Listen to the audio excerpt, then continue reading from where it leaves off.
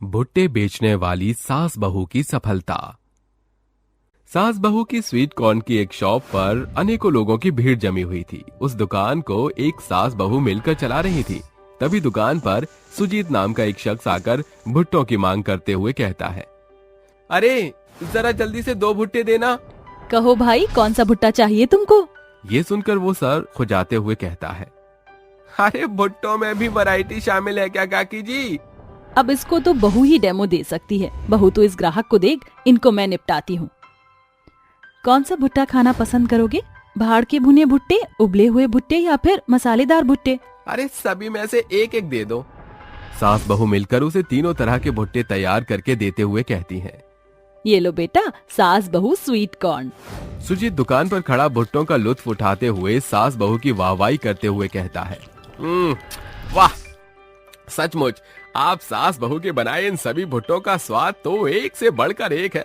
ये मसालेदार भुट्टे का तो कोई जवाब ही नहीं है, और ये भाड़ के भुने भुट्टे तो हाँ एकदम अलग हैं, खास तौर पर इसकी सौंधी महक। शुक्रिया। वैसे क्या मैं जान सकता हूँ कि आप दोनों सास बहू ने भुट्टे बेचकर इतनी सफलता कैसे हासिल की है? आज जो सफलता तुम्हें दिखाई दे रही है, उसे हासिल करने के पीछे हमारा कड़ा संघर्ष छिपा हुआ है। गुरुग्राम गांव में रहने वाला मोहन एक आम किसान था। उसके पास एक खेत था जहां वो मौसमी फल सब्जियों की बुआई करके घर का गुजर बसर करता था। गिरधर के बाबा आ गए आप? अरे कितनी दफा कहा है तुमको प्रेरणा, उस नीच धोखेबाज का पिता कहकर मत पुकारा करो मुझे। 5 बरस हो गए उसको शहर गए, अब तक उसकी कोई खास खबर नहीं। कोसता हूं मैं खुद को कि मैंने अपने जिगरी यार की बेटी को उस निकम्मे के पल्ले बांधकर उसका जीवन अंधेरे में झकझोर दिया। बाबूजी, आप क्यों मेरी खातिर दिल छोटा करते हैं? आप दोनों हैं ना। दरअसल ब्याह के दूसरे रोज ही गिरिधर रूपाली की सारी आस तोड़कर उसे छोड़कर हमेशा की खातिर शहर रवाना हो गया था। इसके बावजूद भी वो बहू होने का फर्ज अदा कर रही थी। गुजरते समय के संग मोहन के चेहरे पर बढ़ती झुर्रियां उसके बुढ़ापे की दशा की झलक जाहिर कर रही थी। देखते ही देखते मोहन रोग के बिछौने का शिकार हो गया। अजी, ये क्या हो गया आपको? समय की मार है अपर्णा बेटे, कि दगाबाजी और बहू के जीवन का ऐसा सोब लगा कि अब जीने की इच्छा नहीं बची अपर्णा।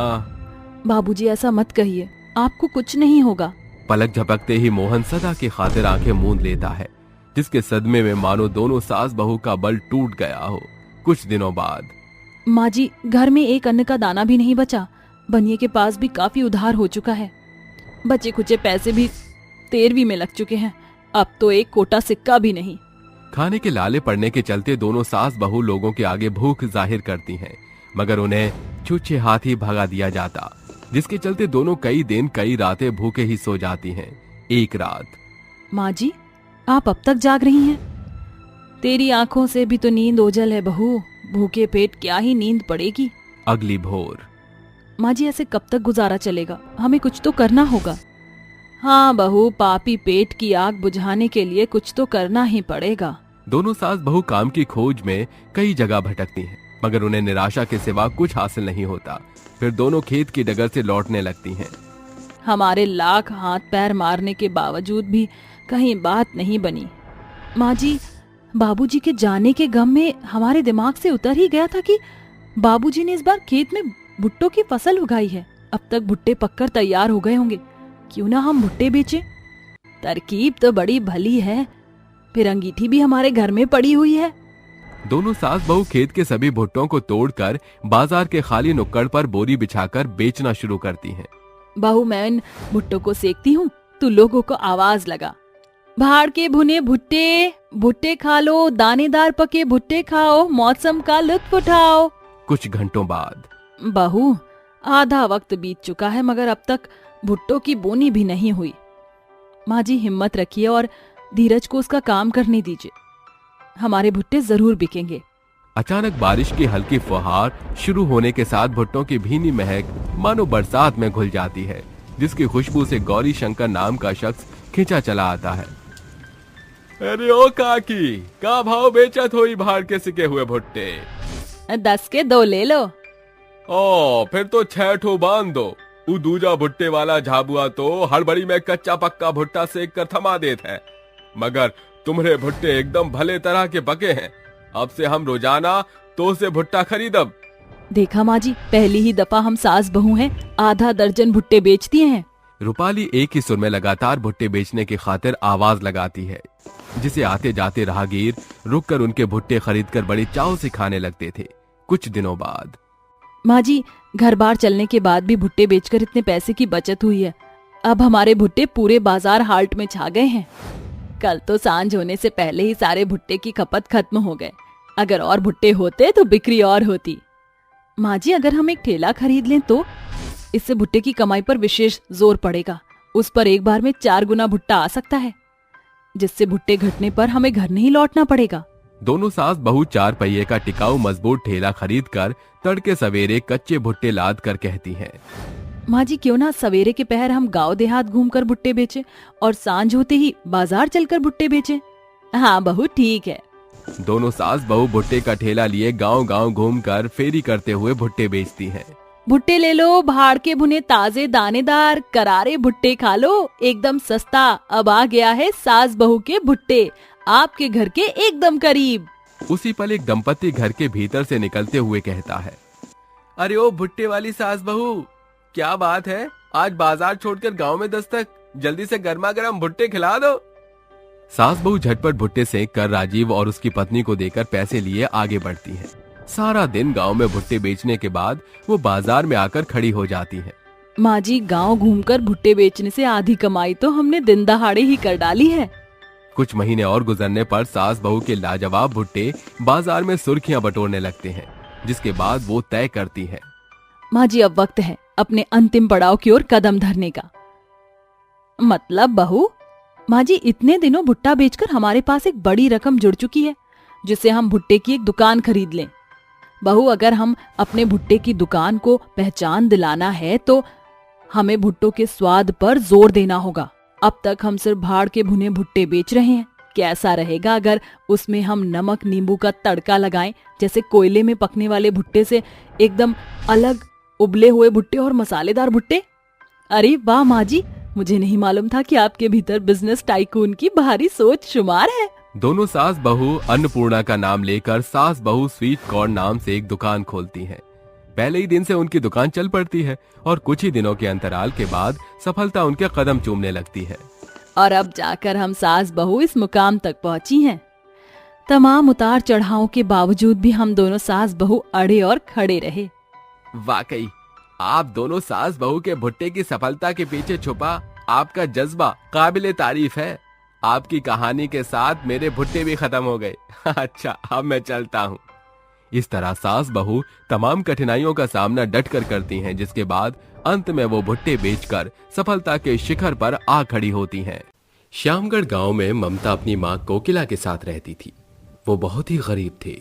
उनका जीवन बहुत ही कठिनाइयों से गुजर रहा था। ममता की मां अक्सर बीमार रहती थी। ममता शादी के लायक हो चुकी थी और ममता दिखने में बहुत ही ज्यादा सुंदर थी। बीमार रहने की वजह से कोकिला अपनी बेटी की टेंशन में रहा करती थी। एक दिन कोकिला अपनी बेटी से बोलती है, बेटी ममता, अब तू बड़ी हो चुकी है और मैं कुछ दिन की मेहमान हूँ। क्या तू मेरी आखिरी इच्छा पूरी करेगी? हाँ माँ, मैं आपकी सारी इच्छा पूरी करूँगी। बताइए, आप क्या चाहती हो?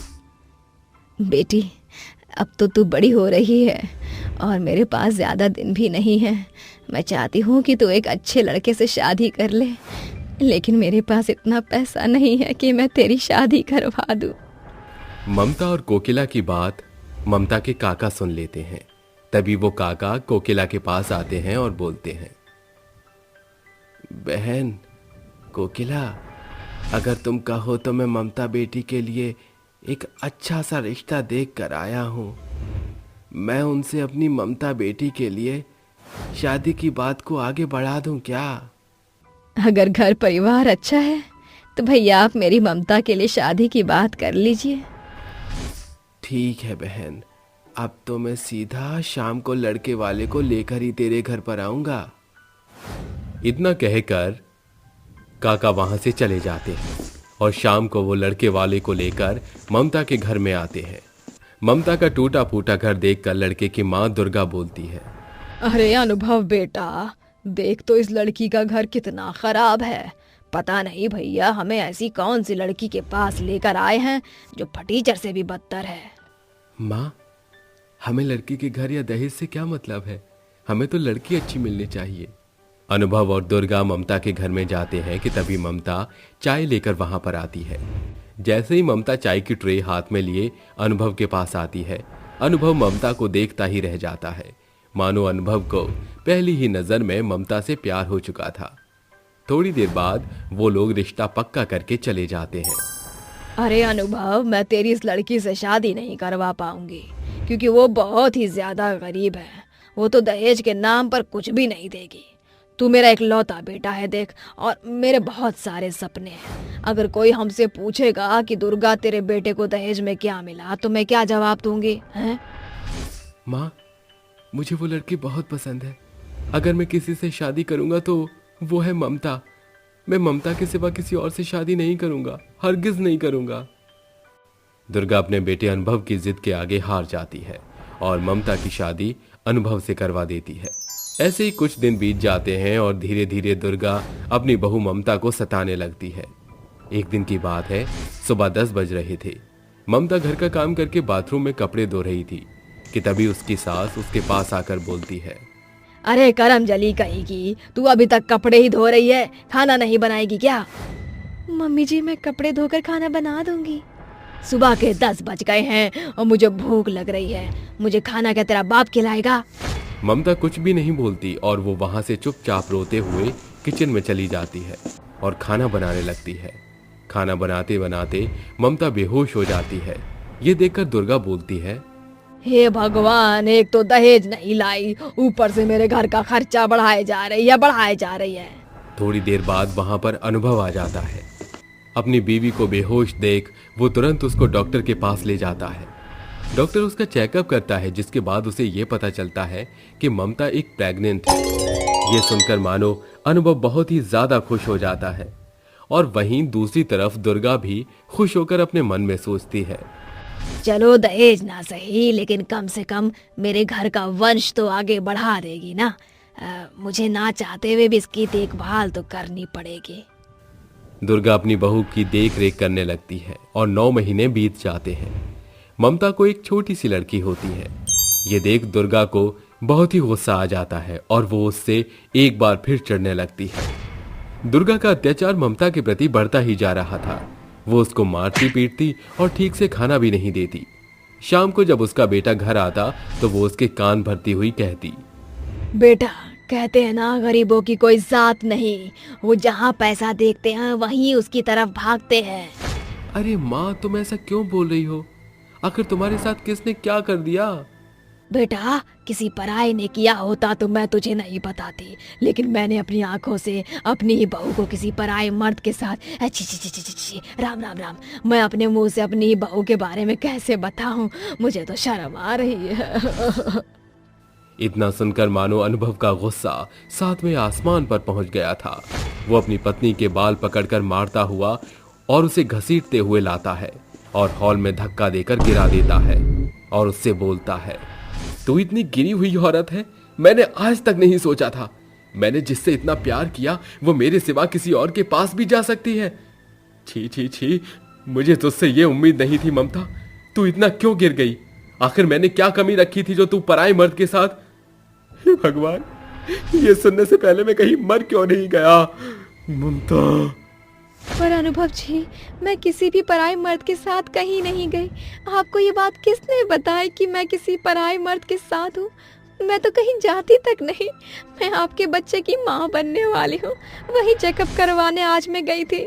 तू इतनी गिरी हुई औरत है कि मुझे तेरे कैरेक्टर बताने में शर्म आ रही है, लेकिन तू इतनी बेशर्म है कि अभी भी मुझसे जबान लड़ा रही है। आज तुम मुझसे जिंदा नहीं बचेगी, और रही इस बच्चे की बात तो ये बच्चा मेरा नहीं बल्कि उसी गैर मर्द का होगा। नहीं अनुभव जी, ऐसा नहीं है। मैं आपसे ही प्यार करती हूँ। मैंने आज तक आपके अलावा किसी और की तरफ नहीं देखा। आप मेरी बातों पर विश्वास क्यों नहीं करते? उन दोनों का ये कलेश देखकर दुर्गा को बहुत ही मजा आ रहा था और वो खड़े होकर हंस रही थी। अनुभव का गुस्सा बढ़ता ही जा रहा था। ये देखकर दुर्गा बोलती है, बेटा, ऐसे इंसानों को तो जीने का कोई हक नहीं है, तू इसको छोड़ दे।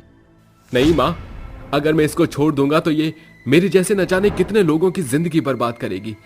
मैं इसको जिंदा नहीं छोड़ सकता। इतना कहकर अनुभव ममता के बाल पकड़कर घसीटते हुए अपनी कार में बिठा देता है और थोड़ी देर बाद ट्रेन की पटरी पर जाकर उसे बांध देता है और वहीं दूर पेड़ के पीछे खड़े होकर देखने लगता है और अपनी आंखों में आंसू लिए अपनी मां से बोलता है, मैंने इसको इतना प्यार दिया, लेकिन अब ये मेरी नफरत देखेगी। बेचारी ममता आंखों में आंसू लिए ट्रेन की पटरी पर बंधी हुई पड़ी होती है। वो मदद की गुहार लगा रही होती है, लेकिन उसके पति और सास को उसके ऊपर बिल्कुल भी रहम नहीं आता। ममता के बगल में उसकी छोटी सी बच्ची जो कि 2 साल की थी, वो अपनी मां को पकड़कर रो रही थी। ममता रोते हुए खुद से बोलती है, हे भगवान, कैसे दिन दिखा रहा है तू। मेरी बेटी मेरे बगल में बैठकर रो रही है। मेरे पेट में अनुभव जी का बच्चा है और वो इसे अपनाने को तैयार नहीं। मैं क्या कर, मेरे साथ साथ 2 जिंदगी और चली जाएंगी। भगवान मेरी मदद करो। कड़ी धूप में ममता ट्रेन की पटरी पर बंधी हुई रो रही थी। दूर से एक ट्रेन आ रही थी कि तभी ममता के काका की नजर ममता के ऊपर पड़ जाती है। वो तुरंत भागे भागे ममता के पास आते हैं और ममता की रस्सी खोलकर उसको बचा लेते हैं। काका ममता से पूछते हैं, बेटा ममता, तू ऐसी हालत में कैसे पहुंची? ममता अपने काका को सारी बात बता देती है, जिसके बाद काका पुलिस को फोन करते हैं और अनुभव के घर पुलिस को लेकर पहुंच जाते हैं, जहां पुलिस अनुभव और दुर्गा को अरेस्ट करके जेल में ले जाती है। फीमेल कांस्टेबल दुर्गा को 2 थप्पड़ मारती है और उससे सारा सच उगलवा लेती है। दुर्गा अपने बेटे के सामने हाथ जोड़ते हुए बोलती है, बेटा अनुभव, हमारी बहू ममता किसी पराये मर्द के साथ नहीं है, बल्कि मैंने तुझे सब झूठ बोला था, क्योंकि मैं ममता से बहुत ज्यादा नफरत करती थी। एक तो वो दहेज नहीं लेकर आई, ऊपर से उसकी एक बेटी को जन्म भी उसने दे दिया। मुझे माफ कर दे। माँ, आप इतना नीचे गिर सकती हैं, मैंने कभी जिंदगी में नहीं सोचा था कि आप मेरे साथ ऐसा करेंगी। मैंने आपके ऊपर कितना विश्वास किया, लेकिन आपने क्या किया? आपने मेरे साथ ऐसा क्यों किया? आपने तो मेरी हंसती खेलती जिंदगी तबाह कर दी। ऐसा तो कोई दुश्मन भी अपने दुश्मन के साथ नहीं करता, लेकिन आपने तो माँ होकर अपने ही बेटी की जिंदगी क्यों बर्बाद कर दी? वो कुछ नहीं कहती और आंखों में आंसू लिए जेल की सलाखों के पीछे खड़ी रहती है। इस तरह दुर्गा और अनुभव को अगले 15 साल की सजा हो जाती है। यहाँ ममता अपने बच्चों के साथ खुशी से जीवन बिता रही थी। कहते हैं ना कि लोगों की कुछ गलतियां इतनी बड़ी होती हैं कि उनकी गलतियां माफी के लायक ही नहीं होती। ऐसा ही हुआ अनुभव और दुर्गा के साथ। चुड़ैल का तरबूज रस हैंडपंप। तरबूज ले लो तरबूज, ताजे ताजे तरबूज, रसीले रसीले तरबूज, तरबूज तरबूज। अरे ओ तरबूज वाली, रुक जा जरा, बता तो सही कैसे दे रही है तरबूज? माँ जी 40 रुपए किलो बेच रही हूँ, बताओ कितना तोल दूं? गर्मी में तो तरबूज खाने का मजा ही कुछ और है। चल 2 किलो तरबूज तोल दे। शीतल 2 किलो तरबूज बूढ़ी औरत को देकर बाकी के तरबूज आगे बेचने के लिए निकल जाती है, जिसके बाद आगे जाकर अचानक से उसकी तरबूज की रेडी एक पत्थर से टकरा जाती है, जिसके बाद उसके सभी तरबूज रेडी से नीचे गिर जाते हैं। हे भगवान, एक तो इतनी कड़ी धूप, ऊपर से इतनी गर्मी में ये तरबूज भी रास्ते में ही गिर गए। ऐसा कहकर शीतल अपने खरबूजों को उठाने लगती है, लेकिन तभी अचानक से सड़क पर एक बहुत तेज कार आती है, जिसके बाद शीतल का उस कार से एक छोटा सा एक्सीडेंट हो जाता है। शीतल एक्सीडेंट के दौरान बेहोश होकर वहीं गिर जाती है। शीतल की थोड़ी थोड़ी सी आंखें खुली होती हैं और वो तड़पते हुए कहती है, पानी पानी, कोई मुझे पानी पिला दो, कोई मुझे हैंडपंप से पानी पिला दो। शीतल को अपनी बंद आंखों से सामने एक हैंडपंप दिखाई देता है, जिसके बाद वो रेंग रेंग कर जाने की कोशिश करती है, लेकिन जा नहीं पाती। अरे कोई मेरी मदद करो, मुझे पानी पिला दो, नहीं तो मैं यहीं तड़प तड़प कर मर जाऊंगी। दरअसल एक्सीडेंट के दौरान शीतल के सिर पर चोट लग जाती है, जिसकी वजह से उसके सिर से खून निकलने लगता है। एक तरफ शीतल की रेडी के सभी तरबूज यहाँ से वहां बिखर जाते हैं, तो दूसरी तरफ बेचारी शीतल का एक्सीडेंट हो जाता है। लेकिन वहां से गुजरने वाला कोई भी व्यक्ति उसकी कोई मदद नहीं करता, जिसके बाद वो वहीं तड़प तड़प के मर जाती है। लेकिन मरने के बाद भी शीतल को उसकी आत्मा से मुक्ति नहीं मिलती और वो एक बहुत भयानक चुड़ैल बन जाती है। कितने निर्दयी लोग हैं इस दुनिया में, किसी को भी मेरी प्यास की कोई फिक्र ही नहीं है। आखिरकार मैं तड़प तड़प कर मर ही गई, किसी ने मेरी मदद नहीं की। ऊपर से अब मैं अपने परिवार से भी दूर हो गई हूँ, अब उनका ध्यान कौन रखेगा। तभी चुड़ैल की नजर उसके तरबूज और हैंडपंप पर पड़ती है, जिसके बाद उसको एक आइडिया आता है। अब जबकि मैं चुड़ैल बन चुकी हूँ तो क्यों ना चुड़ैल होने का कुछ फायदा उठाया जाए और हैंडपंप को एक तरबूज का रस वाला हैंडपंप बनाया जाए। चुड़ैल अपने गिरे हुए तरबूज में से एक तरबूज उठाती है और उसको अपनी शक्तियों के द्वारा हैंडपंप के नीचे भेज देती है, जिसके बाद देखते ही देखते वो तरबूज धरती के नीचे एक बहुत ही बड़े विशाल तरबूज में बदल जाता है और हैंडपंप से कनेक्ट हो जाता है। जैसे ही चुड़ैल उस हैंडपंप को चलाती है, उसके अंदर से तरबूज का जूस निकलने लगता है। मेरी मेहनत रंग लाई, आखिरकार मैंने एक जूस वाले हैंडपंप का आविष्कार कर ही दिया। अब मैं इसके जूस को बेचकर अपने परिवार को पालूंगी और उनकी जरूरत को पूरा करूंगी, लेकिन उसके लिए मुझे अपना रूप बदलना होगा। चुड़ैल उसी समय अपना रूप बदल लेती है। आओ आओ गांव वालों, यहाँ आओ मेरे पास, तुम्हारे लिए एक खास चीज है।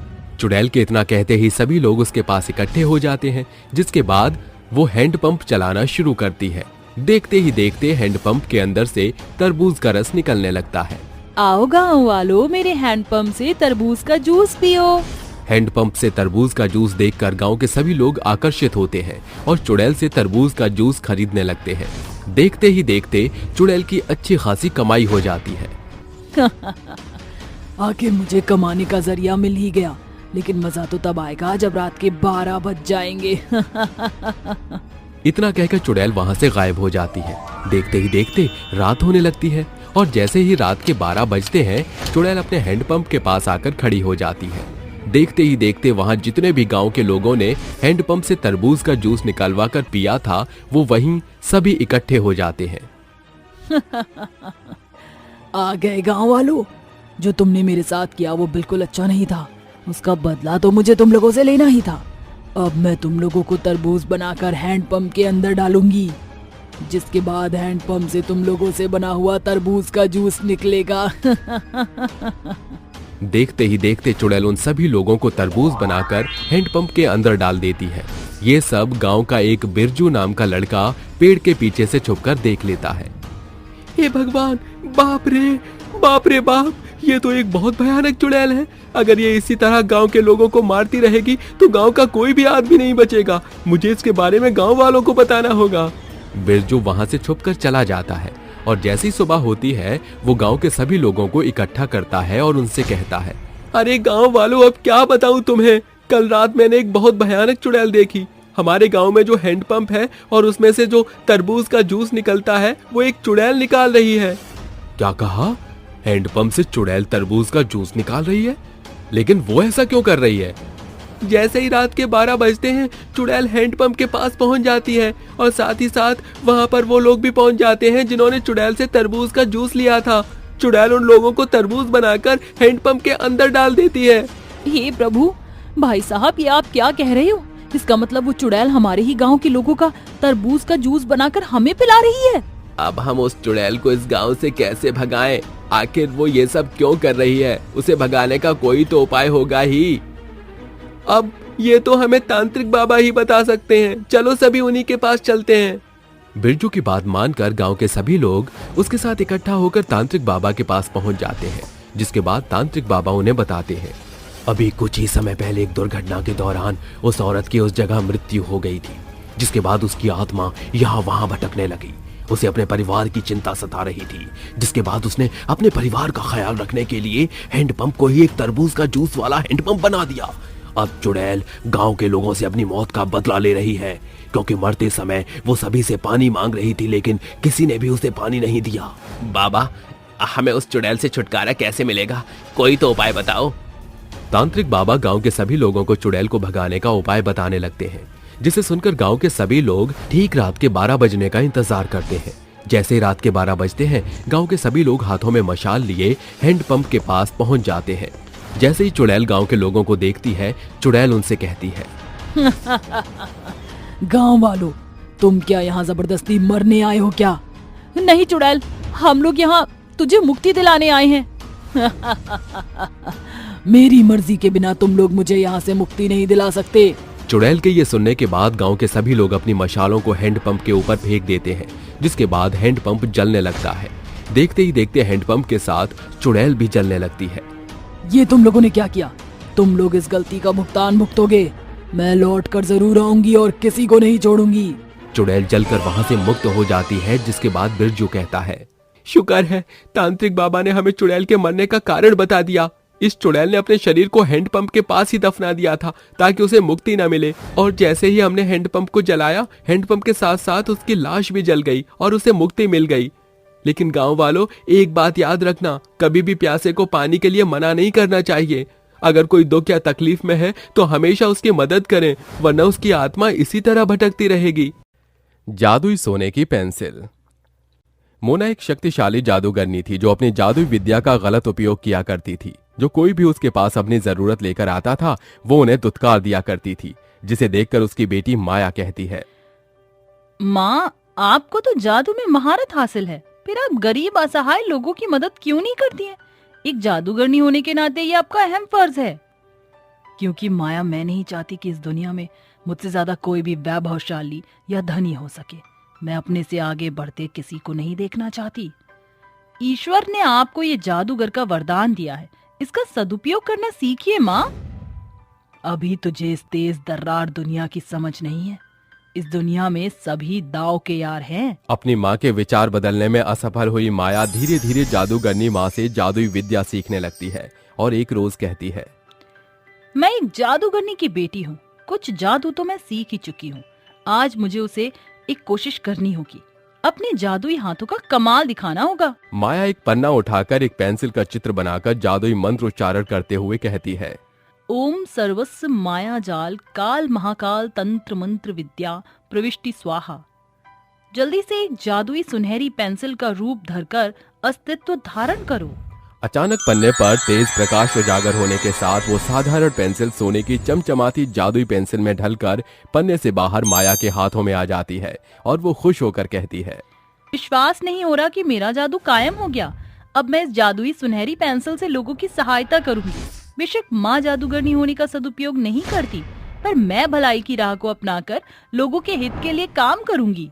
माया उस जादुई सोने की पेंसिल को लेकर निकल पड़ती है और रास्ते में और राहगीरों और सड़क के गरीबों की मदद करने में इतना व्यस्त हो जाती है कि उसको समय का पता नहीं चलता कि कब रात हो गई। और फिर वो कहती है, अरे, मैंने समय पर ध्यान ही नहीं दिया। इतनी ज्यादा रात हो गई, अब घर कैसे लौटूं? अचानक उसकी नजर एक बेरंग झोपड़ी पर जाती है। फिर वो आकर झोपड़ी की घास फूस के किवाड़ को हिलाते हुए कहती है, कोई है अंदर? कोई है अंदर? सुनिए। आवाज सुनकर एक बुजुर्ग औरत कमर पर हाथ धरे झुककर चलती हुई बाहर निकलकर कहती है, कौन हो बिटिया तुम? अम्मा, मैं बड़ी दूर से चलकर आई हूँ। काफी ज्यादा रात हो चुकी है। क्या आज की रात आपके घर में रुक सकती हूँ? बिटिया, तुम इस गरीब की कुटिया में ठहर सकती हो, पर इस बदनसीब के पास तुमको खिलाने के लिए कुछ नहीं है। उसकी जरूरत नहीं है, बस मुझे आज की रात ये सर छुपाने की जगह दे दीजिए। बूढ़ी कुंती उसे अंदर ले आती है और माया की नजर झोपड़ी के कोने में उदास बैठी पोती पर पड़ती है, जिसके कपड़े एकदम पुराने और बेरंग थे।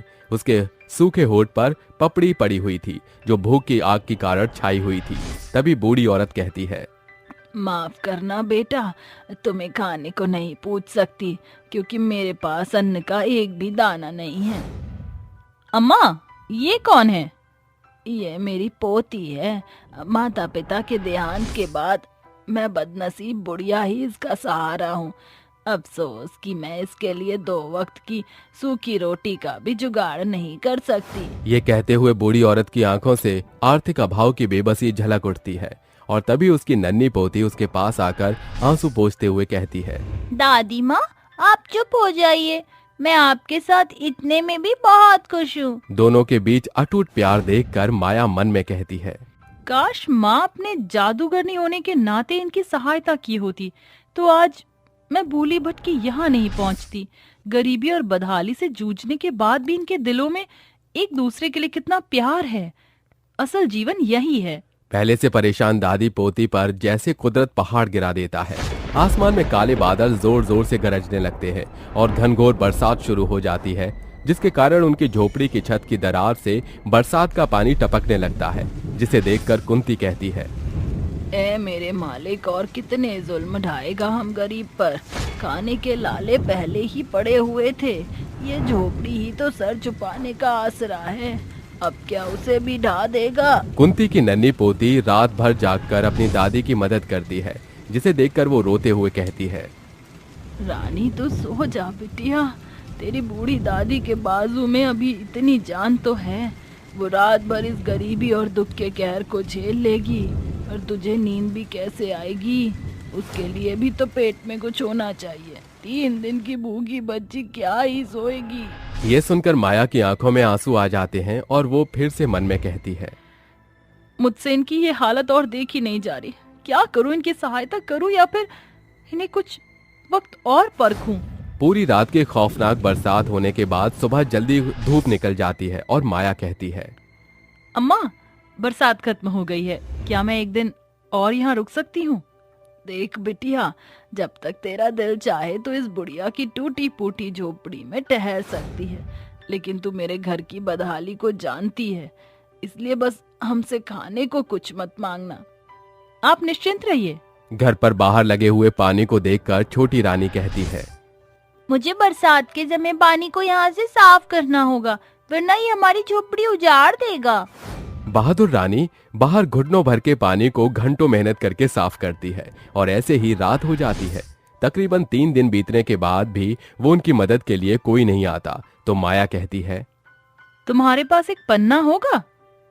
दीदी मेरी कॉपी तो भर चुकी है। देखो रानी, क्या पता कोई पन्ना खाली छूट गया है। रानी कॉपियों का ढेर लगाकर खाली पन्ने की खोज करती है और उसे एक पन्ना खाली दिखता है, जो वो माया को देती है, और माया उस कोरे पन्ने को लेकर बाहर बैठकर जादुई सोने की पेंसिल से एक सुंदर सा घर और एक फलों से लदे पेड़ बनाती है। तभी एक तेज रोशनी उस पन्ने पर चमक उठती है और वो चित्र पन्ने से बाहर एक सुंदर सा घर का रूप धरकर एक सुंदर सा पेड़ बन जाता है, और वो देखते हैं कि वो उस घर के अंदर है, जिसे देखकर रानी कहती है, आहा, दादी ये आलीशान घर कहाँ से आया? हमारी झोपड़ी कहाँ गई? देखो ना, ये कितना सुंदर है। ये कैसा जादू है? ये जादू किस जादूगरनी का है? बाहर चलकर देखते हैं। दोनों बाहर आकर माया से पूछते हैं, बिटिया, ये जादू तूने किया है?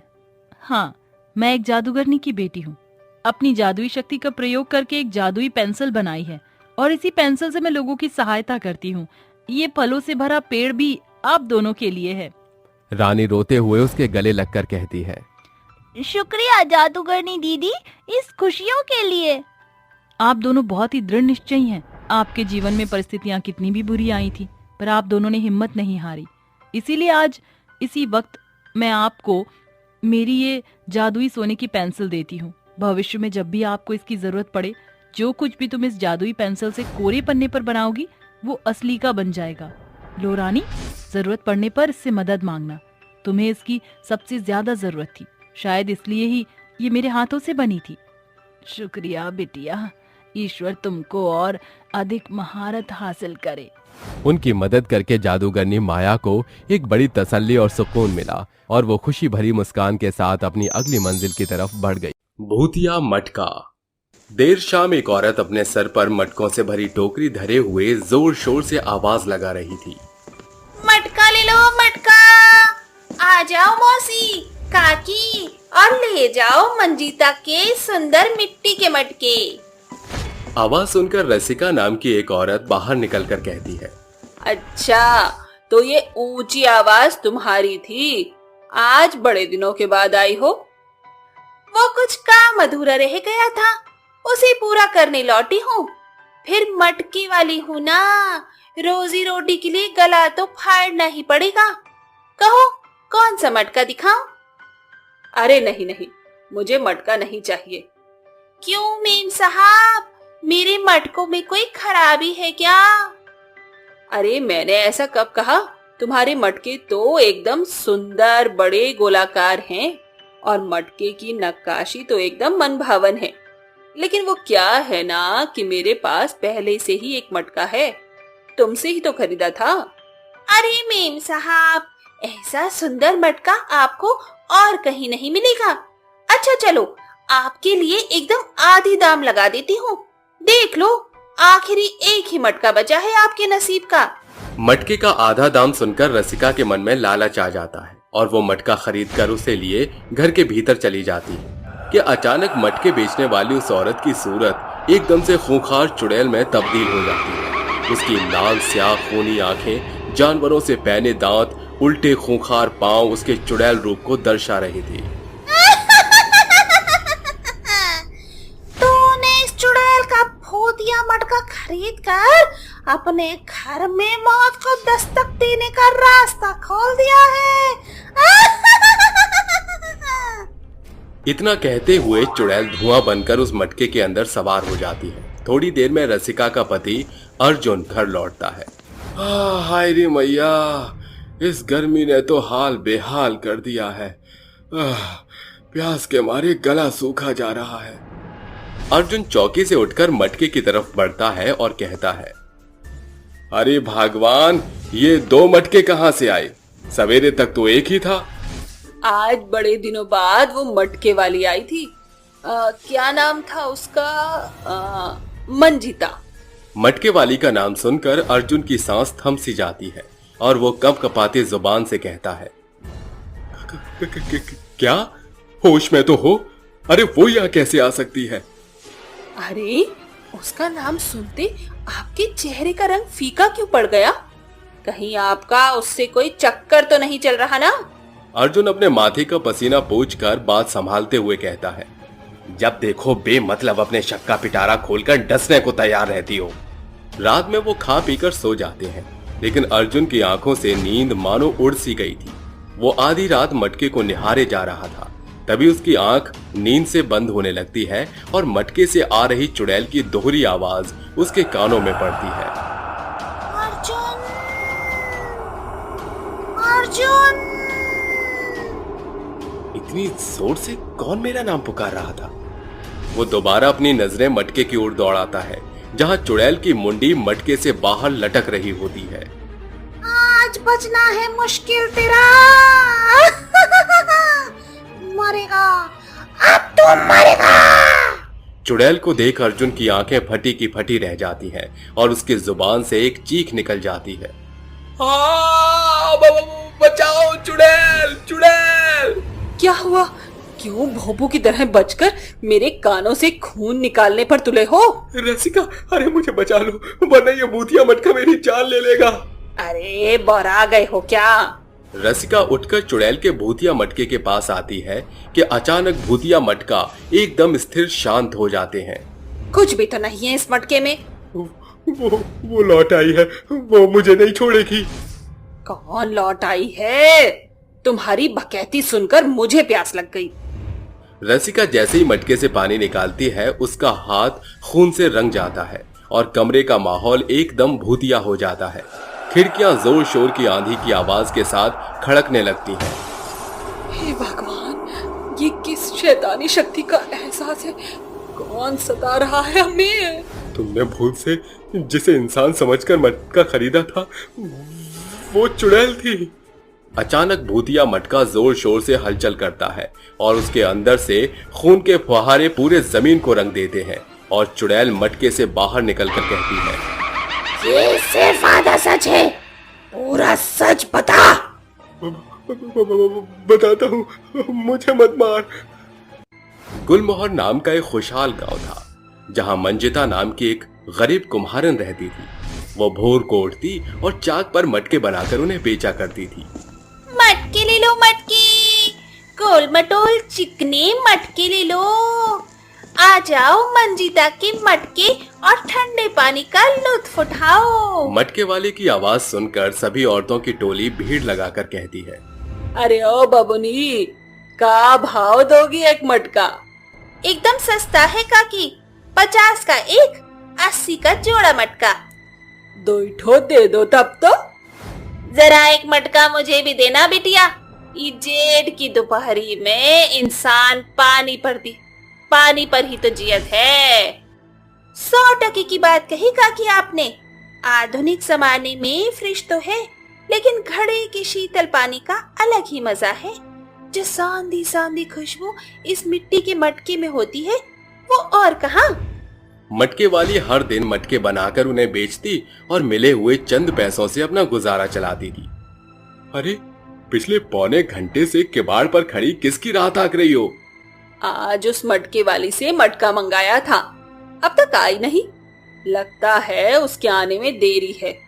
उतने में बाजार से भाजी तरकारी ले आती हूँ। हाँ हाँ, तसल्ली से जाओ। अगर वो आई तो मैं उसे रोक लूंगा। रसिका का पति अर्जुन बुरे स्वभाव का पुरुष था। वो अपने दोस्त मंगल से कहता है, अरे मंगल, जल्दी से मेरे घर चल, वो छमिया आने वाली है। क्या मस्त खबर सुनाया है। चल आज ससुरी को मिल बांट कर खाएंगे। थोड़ी देर में मटके वाली सिर पर मटके की टोकरी धरे आती है। साहिब, रसिका भौजाई को बुला दीजिए, उन्हें मटके चाहिए थे। अरे वो बस 2 कदम पार गई है, आती होगी। तब तक तुम अंदर चलकर बैठ जाओ। साहिब, उनके आने तक मैं बाकी गांव की मटकी बेच आती हूँ। अब तक बोहनी भी नहीं हुई है। अरे चिंता न करो, हम तुहार सारा मटका खरीद लेंगे, चिंता न करो। मंजीता उनके बुरे मंसूबों को समझ नहीं पाती और अंदर चली आती है। तभी वो किवाड़ बंद करके उससे छेड़खानी शुरू करते हैं। ये क्या हरकत है? दूर हटो मुझसे। अरे गोरिया, इतने नखरे न दिखाओ। गुस्से से बौखलाई मंजिता उसे जोरदार तमाचा जड़ते हुए धक्का मारती है। ए साली, इतनी आसानी से नहीं मानेगी, अब इसका गुरूर तोड़ना ही पड़ेगा। दोनों उसके साथ बदसलूकी करते हैं और वो रोते हुए कहती है, तुमने अपनी हवस के कारण मेरी जिंदगी तबाह कर दी। मैं तुम्हारा ये हैवानी रूप सबके सामने लाकर रहूंगी। मंगल, इसका जिंदा रहना अब हमारे लिए खतरे से खाली नहीं है। हाँ चल, एक आबई पार घाट लगा देते हैं। दोनों मटके उठाकर उसके सिर पर ताबड़तोड़ फोड़ देते हैं, जिस कारण उसके सिर से खून का फव्वारा फूट पड़ता है और वो दम तोड़ देती है। और इन्होंने सच्चाई छुपाने के लिए मेरी लाश को ठिकाने लगा दिया। मैं उसे मार डालूंगी। नहीं, रुक जाओ चुड़ैल, ये मेरा सुहाग है, मत उजाड़ो इसे। नहीं, मैं इसे नहीं छोड़ूंगी। इसे मारकर मैं धरती से नीच हैवानों का बोझ मिटा दूंगी।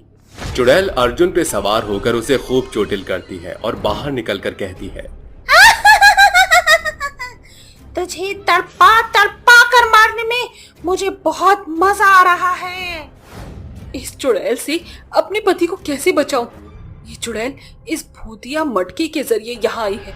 अगर मैं ये मटका फोड़ दूं तो शायद कुछ हो सके। रसिका सामने पड़ा डंडा उठाकर मटके पर दे मारती है। मटके के चकनाचूर होते ही चुड़ैल तड़प कर कहती है, ये मेरा शरीर ऐसे टुकड़े होकर बिखर रहा है। याद रखना, मैं लौट कर आऊंगी और अपना अधूरा काम पूरा करूंगी। चुड़ैल के भूतिया मटके के फूटते ही वो गायब हो जाती है और माहौल एकदम शांत हो जाता है। पर यह हादसा अर्जुन के जहन में ताउम्र खौफनाक याद बनकर रह जाता है।